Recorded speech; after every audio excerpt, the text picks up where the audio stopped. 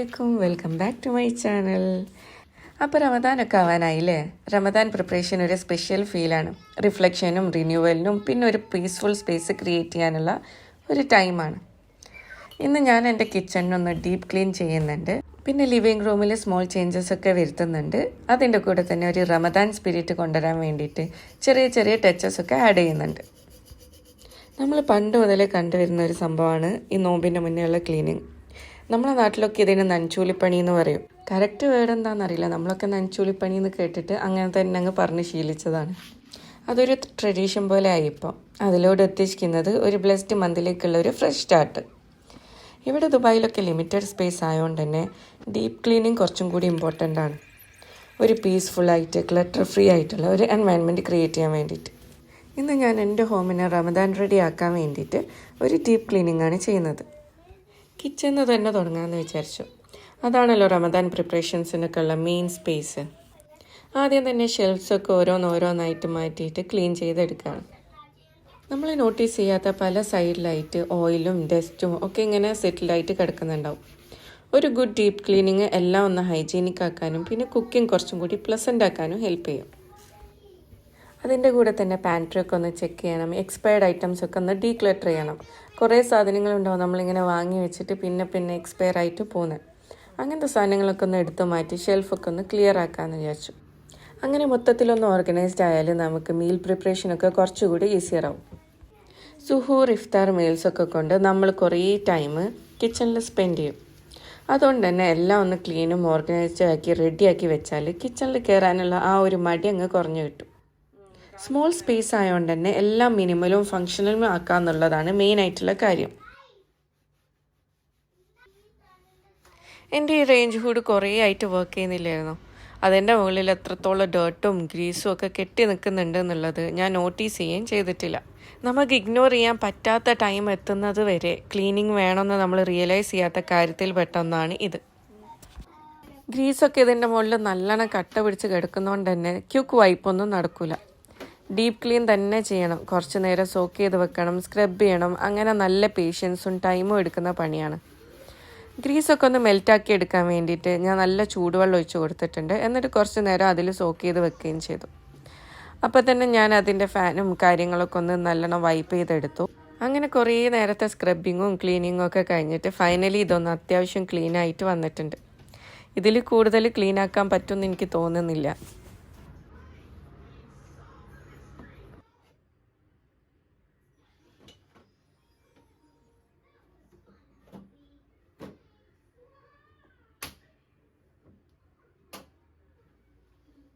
Kitchen counter ടോപ്പും അതിൻ്റെ മുകളിലുള്ള ഷെൽഫ്സും കാര്യങ്ങളൊക്കെ ഞാൻ ഇപ്പോൾ അടുത്താണ് ഒന്ന് ക്ലീൻ ചെയ്തെടുത്തത്, കിച്ചൺ മേക്ക് ഓവർ ചെയ്യുന്ന ടൈമിൽ. അതുകൊണ്ട് തന്നെ ഞാൻ കൗണ്ടർ ടോപ്പിലൊന്നും കൂടുതൽ ക്ലീനിങ്ങും കാര്യങ്ങളൊന്നും ചെയ്യുന്നില്ല. പിന്നെ കിച്ചണിൽ എന്ത് പണിയെടുത്താലും കൗണ്ടർ ടോപ്പ് ചെറുതായിട്ടൊന്ന് ഡേർട്ടി ആവും. അതുകൊണ്ട് ഞാൻ അത് ക്യുക്കായിട്ടൊന്ന് വൈപ്പ് ചെയ്യാണ്, ഒരു ഫ്രഷ് ആൻഡ് ക്ലീൻ ലുക്ക് കിട്ടാൻ വേണ്ടിയിട്ട്. ഇനി ഞാൻ ഷെൽഫിൽ നിന്ന് എടുത്ത കണ്ടെയ്നേഴ്സും ബോട്ടിൽസും ഒക്കെ നല്ലോണം വൈപ്പ് ചെയ്തിട്ട് തിരിച്ചതിൻ്റെ സ്പേസിൽ തന്നെ വെക്കണം. ഞാൻ ഈ ബോട്ടിൽസൊക്കെ കുറേ മുന്നേ ലേബൽ ചെയ്തതാണ്. കുറേയൊക്കെ ഫെയ്ഡായി പോയിട്ടുമുണ്ട്. അതുകൊണ്ട് ഞാൻ അതിനൊന്ന് റിഫ്രഷ് ചെയ്യാമെന്ന് വിചാരിച്ചു. ഒരു ക്യുക്കായിട്ടുള്ള വൈപ്പും റീലേബലിങ്ങും ഒക്കെ ഒന്നുകൂടെ ടൈഡി ലുക്ക് കിട്ടും. അതിൻ്റെ കൂടെ തന്നെ നമ്മൾ ഷെൽഫിലൊക്കെ ചിലപ്പോൾ പഴയതായിട്ട് ഡേറ്റ് കഴിഞ്ഞിട്ടുള്ള ചില സാധനങ്ങളൊക്കെ ഉണ്ടാവും നമ്മൾ നോട്ടീസ് ചെയ്യാതെ വെച്ച്. അതൊക്കെ ഒന്ന് ചെക്ക് ചെയ്തിട്ട് എക്സ്പയർഡ് ആയിട്ടുള്ള ഐറ്റംസൊക്കെ ഒന്ന് ഡീക്ലട്ടർ ചെയ്യണം. എന്നിട്ട് മൊത്തത്തിലൊന്ന് ഓർഗനൈസ് ചെയ്തിട്ട് വെക്കണം. അപ്പോൾ മീൽ പ്രിപ്പറേഷനൊക്കെ കുറച്ചുകൂടെ ഈസിയർ ആവും. ഞാൻ എല്ലാ ഷെൽഫ്സും കൂടെ ഒരുമിച്ച് തന്നെ പുറത്തേക്ക് എടുത്തിട്ടിട്ട് ക്ലീനാക്കി എടുക്കുന്നില്ല. 1 by 1 ആണ് ചെയ്യുന്നത്. എല്ലാം കൂടെ പുറത്തെടുത്തിട്ട് വെക്കാനുള്ള സ്പേസ് ഇല്ല. അപ്പോൾ ഓരോ ഷെൽഫ് ക്ലീൻ ചെയ്തിട്ട് അതിൻ്റെ സാധനങ്ങളൊക്കെ തിരിച്ചതിൽ തന്നെ വെച്ചിട്ട് അടുത്ത ഷെൽഫിൽ നിന്ന് തുടങ്ങാമെന്ന് വിചാരിച്ചു. അങ്ങനെ ഓരോ ഷെൽഫ് 1 by 1 ആയിട്ടാണ് ഞാൻ ഫുള്ള് ക്ലീൻ ചെയ്തെടുക്കുന്നത്. റീലേബിളിങ് ചെയ്യുന്നതിൻ്റെ കൂടെ തന്നെ ലേബൽ ചെയ്യാത്ത കുറേ ഐറ്റംസും ഉണ്ടായിരുന്നു. അതൊക്കെ ഒന്ന് ലേബൽ ചെയ്തിട്ട് എടുത്തിട്ടുണ്ട്. പിന്നെ ബോട്ടിൽസൊക്കെ ഒന്ന് റീഫിൽ ചെയ്യാണ്. മുളക് പൊടിയും മല്ലിപ്പൊടിയൊക്കെ നമുക്ക് നോമ്പിന് കുറച്ച് കൂടുതൽ ആവശ്യം വരും. അപ്പോൾ അതൊക്കെ ഒന്ന് നല്ലോണം റീഫിൽ ചെയ്ത് എടുക്കുകയാണ്.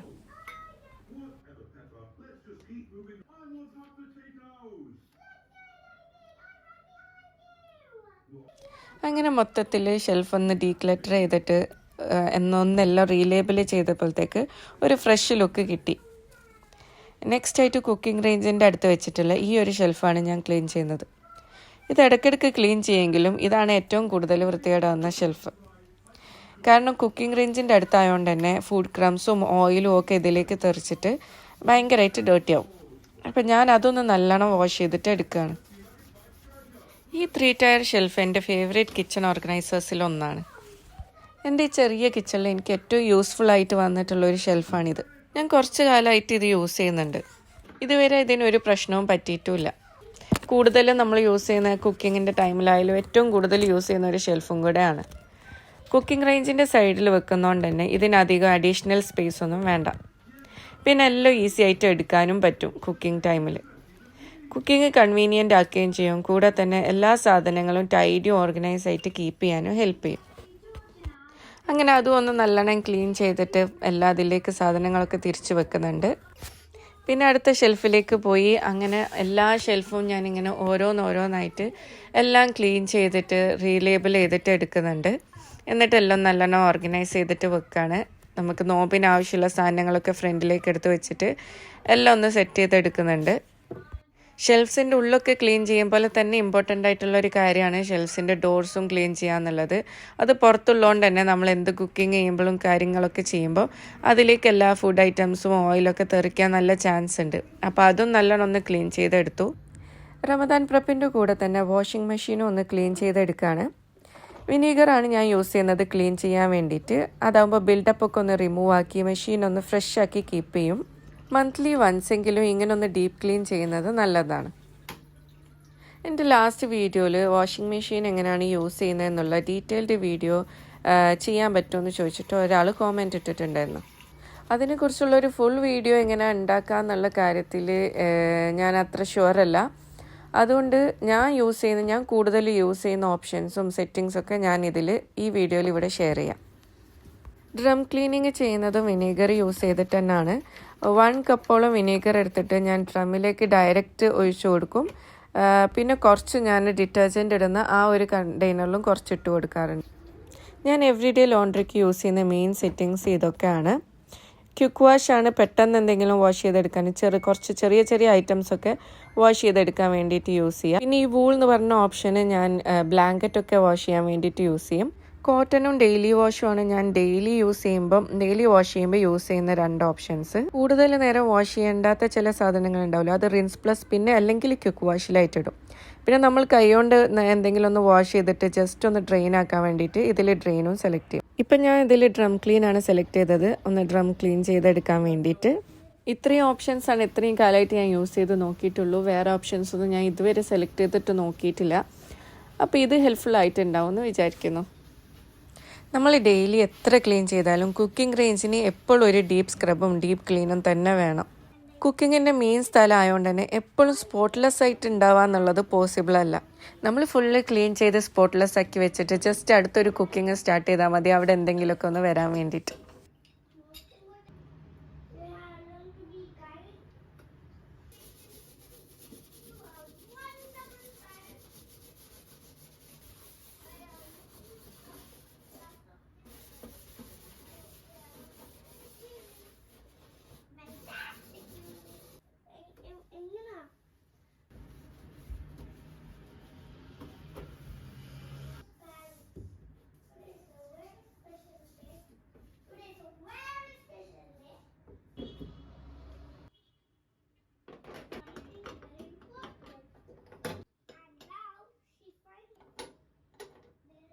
ഇടയ്ക്കിടയ്ക്ക് ഓവൻ യൂസ് ചെയ്യുന്നതുകൊണ്ടും ബേക്കിംഗ് ചെയ്യുന്നതുകൊണ്ടൊക്കെ ഇത് ഇടയ്ക്കിടയ്ക്കായിട്ട് ക്ലീൻ ചെയ്യാറുണ്ട്. എപ്പോഴും ക്ലീൻ ചെയ്യുന്നുണ്ടെങ്കിലും ഈ ഡോർ ഓപ്പൺ ആക്കി ക്ലീൻ ചെയ്യാൻ കുറേ ആയി വിചാരിക്കുന്നു. പുറത്തുനിന്ന് കാണുമ്പോൾ ഡേർട്ടി ആയ പോലെ തോന്നാം. നമ്മൾ എത്ര ക്ലീൻ ചെയ്താലും ഒരു ക്ലീൻ ആവാത്ത പോലെ ഫീൽ ചെയ്യും. അതിൻ്റെ റീസൺ എന്ന് പറഞ്ഞാൽ ഈ ഡോറിൻ്റെ ഉള്ളിൽ കൂടെ ചെറിയൊരു സ്പേസ് ഉണ്ട്. അതിൻ്റെ ഉള്ളിൽ കൂടെ ഓയിലും ഫുഡ് ഐറ്റംസൊക്കെ ഇതിൻ്റെ ഉള്ളിലേക്ക് കടക്കുന്നതുകൊണ്ടാണ്. അപ്പോൾ ഈ ഡോറൊന്ന് സ്ക്രൂ ഒക്കെ ചെയ്തിട്ട് ഓപ്പൺ ചെയ്തെടുത്താലാണ് ശരിക്കൊന്ന് ക്ലീൻ ആയി കിട്ടുക. ഈ ഡോർ ഓപ്പൺ ആക്കുമ്പോൾ ശരിക്കും ശ്രദ്ധിക്കേണ്ട ഒരു കാര്യം, ഇത് സ്പ്രിങ്ങിൻ്റെ പോലത്തെ ഒരു സംഭവമാണ്. അപ്പോൾ നമ്മൾ ഡോറ് സ്ക്രൂ ഓപ്പൺ ആക്കുമ്പോഴത്തേക്ക് തന്നെ അടിയിൽ സപ്പോർട്ട് കൊടുത്തിട്ടില്ലെങ്കിൽ മൊത്തത്തിൽ താഴേക്ക് വീണ് പൊട്ടിപ്പോവും. അപ്പോൾ അടിയിൽ എപ്പോഴും സപ്പോർട്ട് കൊടുത്തിട്ടേ ഉള്ളൂ ഈ ഡോർ ഓപ്പൺ ചെയ്യാനും ക്ലീൻ ചെയ്യാനൊക്കെ പറ്റുള്ളൂ. അത് പൊട്ടിപ്പോകുന്നത് പേടിച്ചിട്ട് തന്നെ ഞാൻ എപ്പോഴൊന്നും അത് ഓപ്പൺ ചെയ്ത് ക്ലീൻ ചെയ്യാറില്ല. ഡീപ്പ് ക്ലീൻ ചെയ്യുമ്പോൾ തന്നെ ഏറ്റവും കൂടുതൽ ടൈം എടുക്കുന്ന സ്ഥലം കിച്ചൺ തന്നെയാണ്. കിച്ചൺ തന്നെ കഴിഞ്ഞ് കിട്ടിയാൽ ഒരു സമാധാനമാണ്, ബാക്കിയൊക്കെ പെട്ടെന്ന് അങ്ങ് തീർന്നോളും. അപ്പോൾ കിച്ചൺ ഞാൻ ഒരുവിധം ഇപ്പോൾ ക്ലീൻ ചെയ്തെടുത്തിട്ടുണ്ട്. ഓയിലിൻ്റെ ബോട്ടിലൊക്കെ ഒന്ന് ചൂടുവെള്ളത്തിലിട്ടിട്ട് വാഷ് ചെയ്തെടുക്കുകയാണ്, ഒന്ന് ക്ലീൻ ആക്കി എടുക്കാൻ വേണ്ടിയിട്ട്.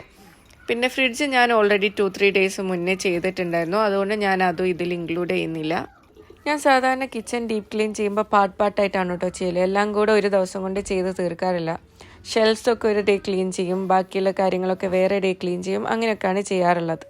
എല്ലാം കൂടെ ഒരു ഡേ ചെയ്യുമ്പം തന്നെ നമ്മളൊരു ഡേ ഫുള്ള് പോകും, അന്നത്തെ വേറെ ഒരു പണിയും നടക്കില്ല.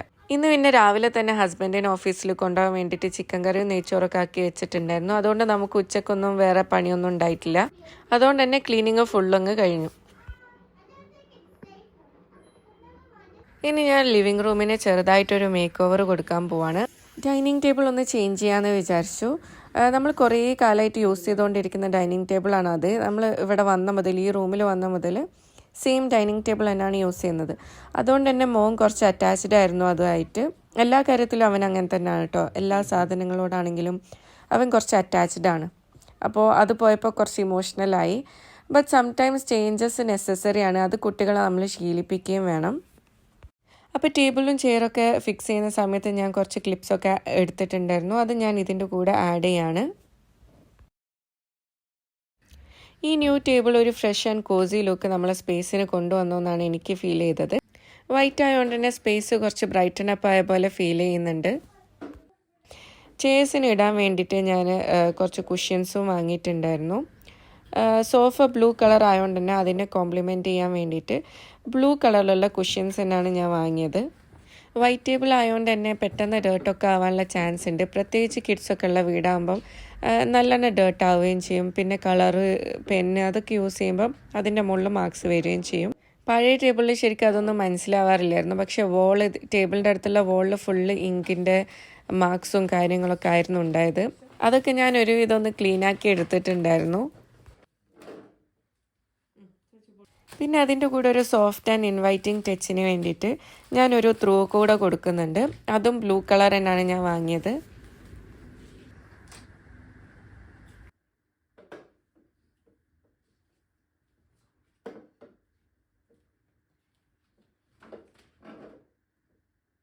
സോഫ ഏരിയയിലും ചെറിയൊരു ചേഞ്ച് കൊടുക്കാമെന്ന് വിചാരിച്ചു. ഓൾമോസ്റ്റ് 2 to 3 years ആയിട്ടുണ്ടാവും നമ്മൾ സോഫൻ്റെ പില്ലോൻ്റെ കുഷ്യൻ കവർ മാറ്റിയിട്ട്. അപ്പോൾ ആ കുഷ്യൻ കവർ ഒന്ന് മാറ്റാമെന്ന് വിചാരിച്ചു. ഒരു ഫ്രഷ് ലുക്ക് കിട്ടാൻ വേണ്ടിയിട്ട് ഈ പ്രാവശ്യം കുഷ്യൻ കവറിൻ്റെ കളറൊന്ന് മാറ്റി പിടിച്ചിട്ടുണ്ട്. അപ്പോൾ ലാസ്റ്റ് ടൈം ഗ്രേ ആയിരുന്നു. ഞാൻ അതിൻ്റെ മുന്നേ വാങ്ങിയ കുഷ്യൻ കവറും ഗ്രേ തന്നെ ആയിരുന്നു. ഇപ്രാവശ്യം ഓഫ് വൈറ്റാണ് വാങ്ങിയത്. അതിൻ്റെ മുകളിൽ ബ്ലൂ പ്രിൻറ്റും ഉണ്ട്, സോഫൻ്റെ കളറൊന്ന് കോംപ്ലിമെൻറ്റ് ചെയ്യാൻ വേണ്ടിയിട്ട്. ചില സമയത്ത് നമ്മൾ ചെറിയ ചെറിയ മാറ്റങ്ങൾ വരുത്തുമ്പോഴത്തേക്കും വലിയ മാറ്റങ്ങൾ വന്ന പോലാണല്ലേ ഫീൽ ചെയ്യുക. ജസ്റ്റ് ഒന്ന് കുഷ്യൻ കവറിൻ്റെ കളർ ചേഞ്ച് ചെയ്തപ്പോഴത്തേക്ക് ഭയങ്കര ഒരു ഡിഫറൻസാണ് അവിടെ എനിക്ക് ഫീൽ ചെയ്തത്. സ്പിരിച്വൽ റിന്യൂവലിൻ്റെയും റിഫ്ലക്ഷൻ്റെയും പീസിൻ്റെയും ഒക്കെ ടൈമാണ് റമദാൻ. റമദാൻ എന്ന് പറഞ്ഞാൽ ഫാസ്റ്റിംഗ് മാത്രമല്ല, സ്ലോ ഡൗൺ ചെയ്യാനും മൈൻഡ്ഫുൾ ആവാനും പിന്നെ ദുആ ചെയ്യാൻ വേണ്ടിയിട്ടും ടുഗദർനെസ്സിന് വേണ്ടിയിട്ടും ഒരു പീസ്ഫുള്ളും ഇൻവൈറ്റിങ്ങും ആയിട്ടുള്ള സ്പേസ് ക്രിയേറ്റ് ചെയ്യലും കൂടാണ്. ബുഹൂറിൻ്റെ സെൻറ്റ് എനിക്ക് എപ്പോഴും റമദാൻ്റെ ഒരു ഫീലാണ് കൊണ്ടുവരാറുള്ളത്. പിന്നെ റമദാൻ്റെ കുറച്ച് എസെൻസ് കിട്ടാൻ വേണ്ടിയിട്ട് ചെറിയ ചെറിയ ഡീറ്റെയിൽസും ഞാൻ ആഡ് ചെയ്ത് കൊടുക്കുന്നുണ്ട്. Finally my home is ready for Ramadan. ഇങ്ങനെയുള്ള ഓരോ ചെറിയ കാര്യങ്ങളാണ് നമ്മളെ ഹോം എക്സ്ട്രാ സ്പെഷ്യലാക്കി ഫീൽ ചെയ്യിപ്പിക്കുക. റമദാൻ സ്പേസ് ചേഞ്ചിങ് മാത്രമല്ല, ഗ്രാറ്റിറ്റ്യൂഡിൻ്റെയും റിഫ്ലക്ഷൻ്റെയും ടുഗദർനെസ്സിൻ്റെയും ഈ മന്തിലേക്ക് വേണ്ടി നമ്മളെ മൈൻഡിനെയും ഹാർട്ടിനെയും കൂടി പ്രിപ്പയർ ചെയ്യുക എന്നുള്ളതാണ്. അപ്പോൾ എല്ലാവർക്കും പീസ്ഫുള്ളും ബ്ലെസ്ഡും ആയിട്ടുള്ളൊരു റമദാൻ വിഷ് ചെയ്യുന്നു. അപ്പോൾ നിങ്ങളുടെ പ്രിപ്പറേഷൻസ് ഒക്കെ എങ്ങനെയായിരുന്നു എന്നുള്ളത് കോമെൻറ്റ് ബോക്സിൽ അറിയിക്കാം. See you in the next video.